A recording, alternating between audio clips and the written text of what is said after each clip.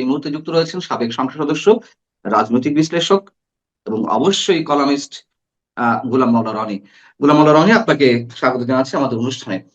আর যে কথা বলছিলাম যে আজ থেকে মাঠের লড়াইটা শুরু হয়েছে। যদি সেইখান থেকে প্রশ্ন করি, আপনার কি মনে হয়, আপনি নিজেও তো সংসদ সদস্য ছিলেন, রাজনীতির সঙ্গে ওতপ্রোতভাবে জড়িত, এখন না হয় একটু অন্য কাজবাজ নিয়ে ব্যস্ত রয়েছেন। কিন্তু যে আমেজটা থাকার কথা একটা জাতীয় সংসদ নির্বাচন এবং উপরন্তু তার সঙ্গে গণভোটটা জড়িয়ে গেছে, সেই আমেজ কি আপনি দেখতে পাচ্ছেন কিনা? যে উৎসাহ উদ্দীপনা। না, প্রথমত কোনো নির্বাচনের যে আমেজ সেটা নেই।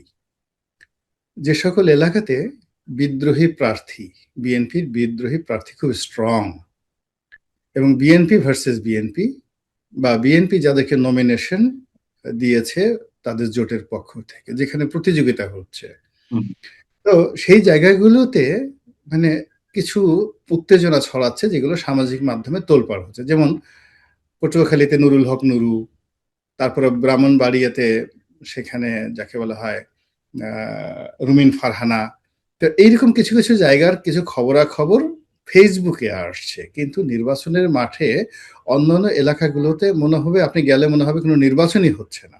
এখানে সব কারণ নির্বাচন হচ্ছে। মূল ব্যাপার হলো আমাদের দেশে নির্বাচনের শক্ত প্রতিপক্ষ থাকতে হয়, যাদের স্টেক হোল্ডার আছে।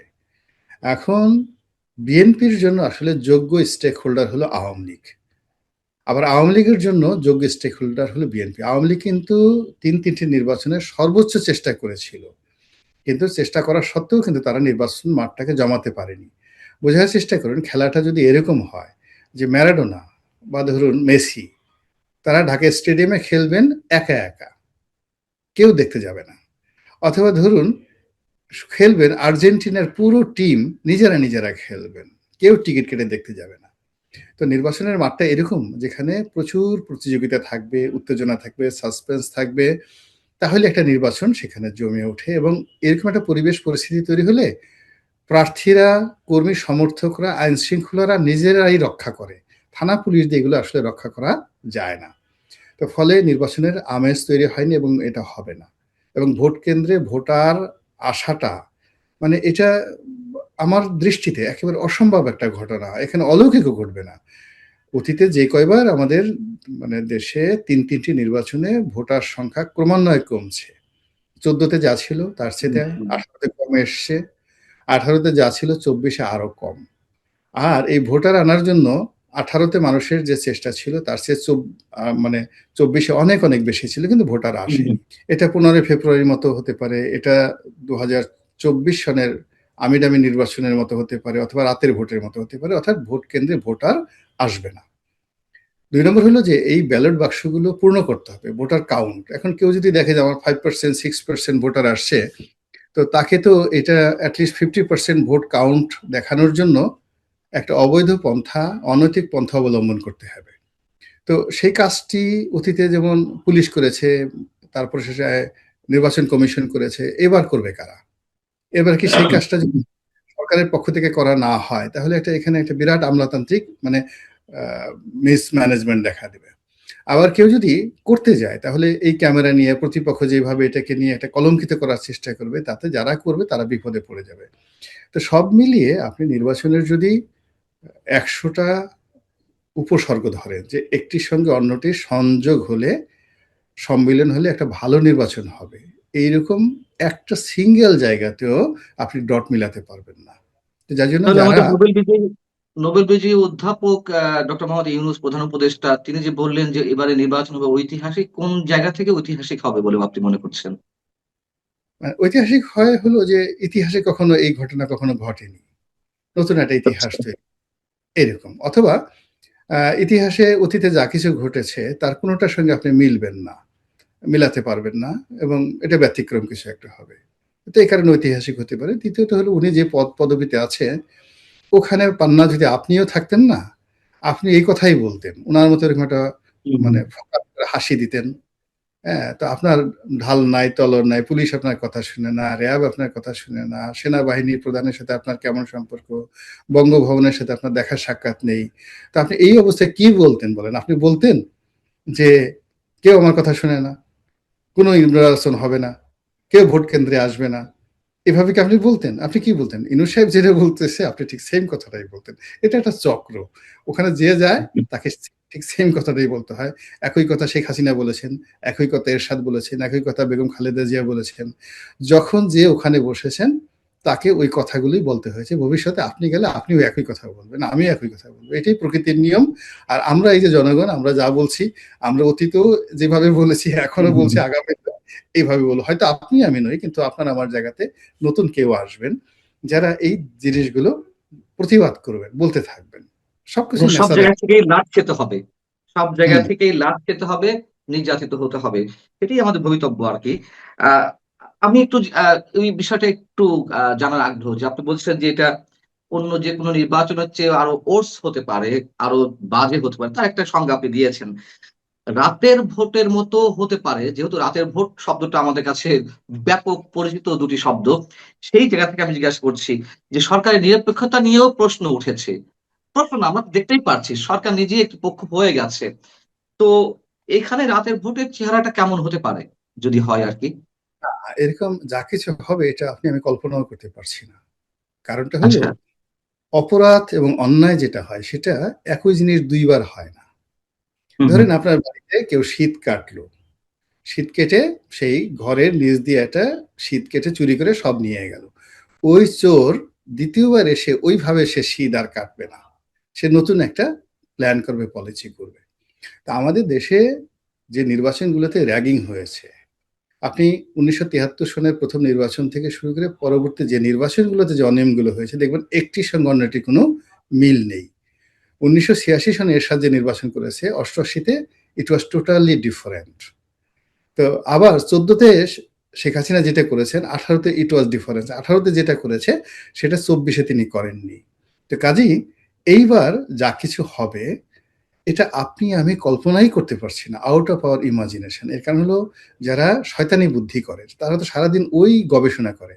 আপনি সারাদিন কন্টেন্ট নিয়ে ব্যস্ত, কাজকর্ম নিয়ে ব্যস্ত, দৃশ্যমান শরীয়ত নজরে মানে আপনার নজরে যা কিছু আসছে ওটা আপনি বিচার করতে পারছেন, বিশ্লেষণ করতে পারছেন। কিন্তু পর্দার আড়ালে যেগুলো শয়তানি হচ্ছে, বদমাইশি হচ্ছে, সেই বদমাইশি আপনি আমি কল্পনাও করতে পারবো না যেগুলো হবে। আপনি আমি শুধু কল্পনা করতে পারবো হাজার, হাজার মানুষ ভোট কেন্দ্রে যাবে, সুন্দরভাবে ভোট দিবে, কালেকশন হবে। এইটা পজিটিভ অর্থে আমরা ক্যালকুলেশন করতে পারবো। কিন্তু নেগেটিভ জিনিসগুলো আমরা কখনোই ক্যালকুলেশন করতে পারবো না। ফলে এখানে ভালো যদি হয়, অতীতের মতো ভালো হবে। আর মন্দ যদি হয় তাহলে এমন মন্দ হবে যেটা অতীতে কখনো হয়নি।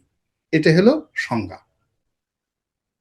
আম, আমি বহিঃশক্তির খেলার কথা প্রথমে উল্লেখ করছিলাম।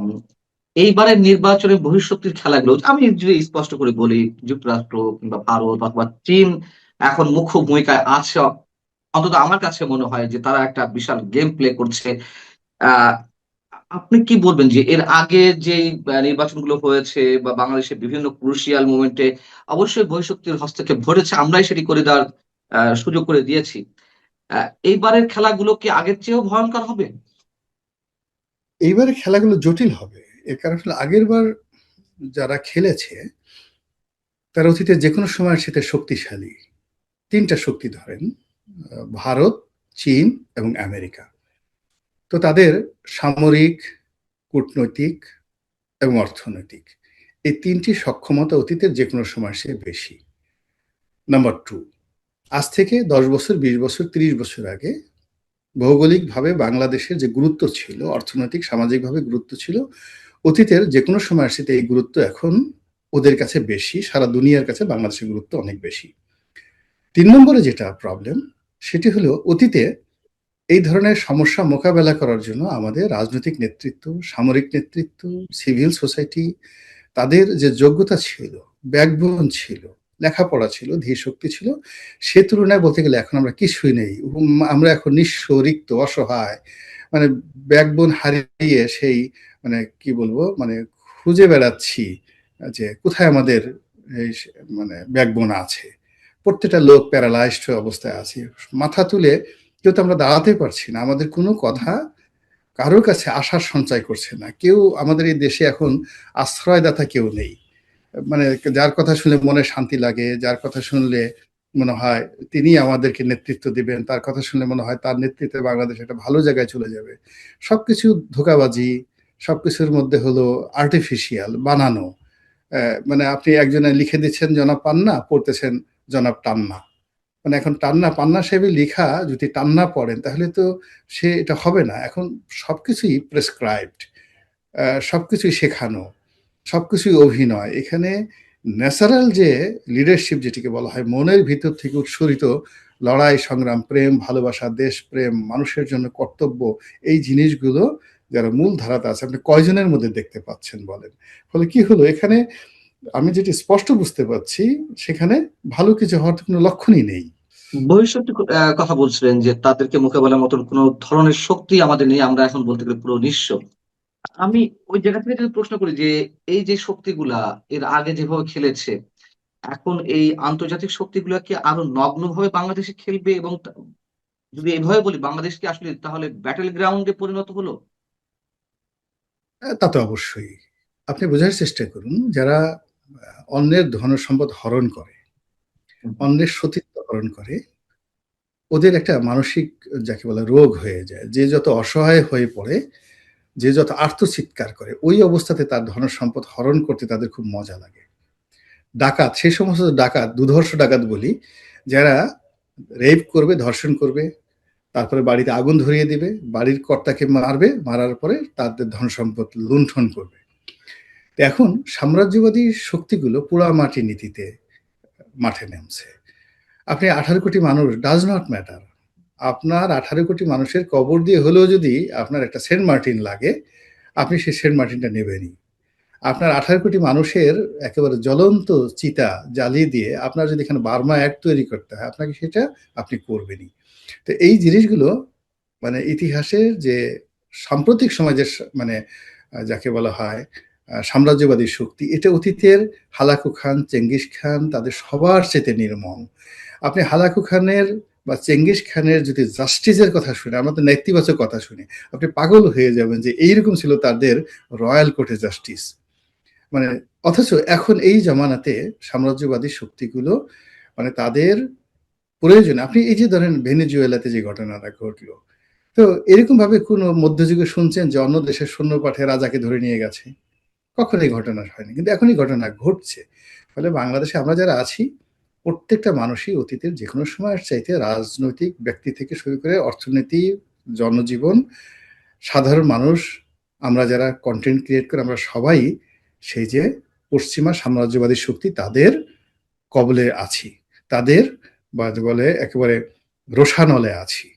তো এটা কিভাবে অ্যাক্ট করবে, কিভাবে রিয়্যাক্ট করবে, আর এবং কিভাবে এটার নেতিবাচক ফলাফল আসবে, এটা কল্পনা করা যাচ্ছে না। কিন্তু এই শুধু ফলাফলটা পশ্চিমা শক্তি কেন? এশিয়ার অন্যতম শক্তি, এশিয়ার অন্যতম শক্তি তো চীন তো রয়েছেই। তারা এখন নতুন খেলা খেলে কিনা সেটি এখন দেখার বিষয়। আর পাশাপাশি ভারত তো রয়েছেই। আপনি চীন, যেমন চীন কিন্তু আসলে অন্য দেশের অর্থনৈতিক বিষয়াদি ছাড়া এখনো পর্যন্ত তাদের সাম্রাজ্যবাদী নীতি কখনো তারা দেখায়নি। এটা আপনাকে বুঝতে হবে। এবং চীনের 5,000 বছরের ইতিহাসে তারা কখনোই তাদের নিজের সীমান্ত, মানে এখন যে গ্রেটার চীন আছে, এর বাইরে গিয়ে কোনো রাষ্ট্র তারা দখল করেনি। বরং তারা বিভিন্ন সময় পশ্চিমা দ্বারা, আরবিয়ান দ্বারা, বিভিন্ন জাতিগোষ্ঠী দ্বারা তারা ছিন্ন আমি বলছি বিচ্ছিন্ন হচ্ছে হয়ে প্রভাব গেছে। বিস্তারের বিষয়টি। প্রভাব তো বিস্তার করতে পারে। অর্থনৈতিকভাবেই নানান মার কাছে ভূ রাজনৈতিক জায়গা থেকে তো প্রভাব বিস্তার করবে। না, প্রভাব বিস্তার না। এখানে তারা ব্যবসা করার জন্য যতটা প্রভাব বিস্তার করা দরকার, ওটা তারা করে যাচ্ছে এবং আগামীতে তারা করবে। তারা দেখুন এত কিছুর পরে আমেরিকার সঙ্গে তারা ভালো বেশ ব্যবসা, সবচেয়ে বেশি ব্যবসা করে আমেরিকার সঙ্গে। ভারতের সঙ্গে যখন তাদের যুদ্ধ চলছে, তখনও তারা ভারতকে ঋণ দিয়েছে। যুদ্ধ চলছে সীমান্তে। কার্গিলের যুদ্ধ, মানে যুদ্ধ চলছে, কার্গিল নয় যে আরেকটা সীমান্তে, কিন্তু ওখানে তারা কিন্তু তখনও লোন দিয়েছে। ফলে ওরা একটা যাকে বলা হয় বেনিয়া জাত, তারা ব্যবসা করবে। আর ওদের দ্বিতীয় যে ভয়, মানে ওদের মানে দ্বিতীয় যে ভয়টা সেটা হলো এখানে মানে তাদের একটা রাজনৈতিক আধিপত্য তারা বিস্তার করতে চাচ্ছে, এই কারণে যে ভারত যেন বেশি শক্তিশালী না হুম, হুম, হয়ে হুম। যায়। এটাকে তারা মানে তাদের প্রাইম না, তাদের প্রাইম হলো ব্যবসা বাণিজ্য, তারা ব্যবসা করতে চায়। আমি আমি যতটুকু, জি।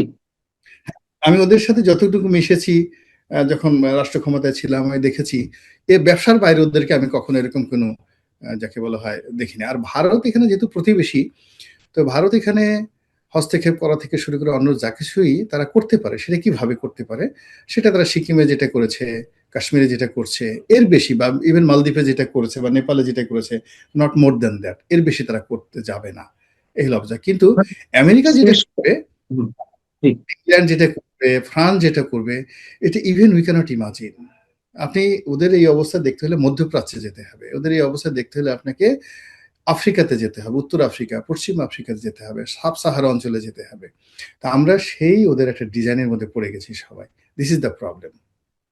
আমরা শেষ করবো গোলাম মাওলা রনি। আমি যে বিষয়ে একটু জানতে চাই একেবারে ছোট করে ১ মিনিটের মধ্যে।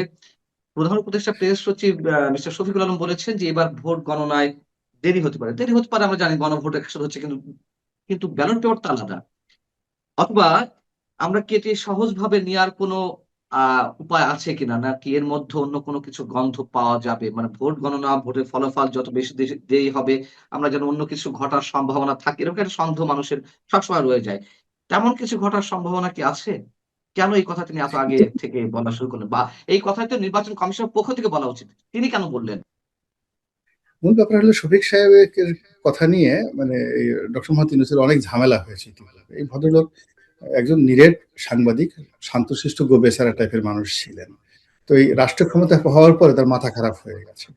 এখন উনার যে একটা সীমা পরিসীমা আছে, কোনটা বলা উচিত কোনটা বলা উচিত না, সেটা তিনি অনেক সময় বলে ফেলেন কাণ্ডজ্ঞান নাকি। এই যে যে কথাটা বলেছেন ফলাফল নিয়ে, এটা তো ওনার বলা ঠিক হয়নি। কিন্তু এটার সঙ্গে কোনো কনস্পিরেসি আছে বা এই কনস্পিরেসি করার ক্ষমতা তার আছে বা তার সরকারের আছে, I do not think so. এই অবস্থাতে তাদের এটা করারই কিছু নাই এখানে। মানে তার বলার দরকার, একেবারে লোকজন ডেকে জিজ্ঞাসা করে না। আলটিমেটলি আগে যে ধরনের একটা প্রিভিলেজ ছিল, এখন তারেক রহমান সাহেব আসার পরে মানে যমুনা, তারপরে সে প্রেস সচিব, তাদের যে গুরুত্বটা আছে সেই গুরুত্বটা নাই বললেই চলে। তো সেখানে আসলে লাইমলাইটে আসার জন্য কিছুটা বলতে হবে, তো এই জন্য তিনি বলেছেন। এটা একটা কথার কথা, নট ইফেক্টিভলি, নাথিং মোর। অনেক, অনেক ধন্যবাদ গোলাম মাওলা রনি আমাদের সঙ্গে যুক্ত থাকার জন্য। আপনি ভালো থাকবেন, আপনারাও ভালো থাকবেন। আল্লাহ হাফেজ।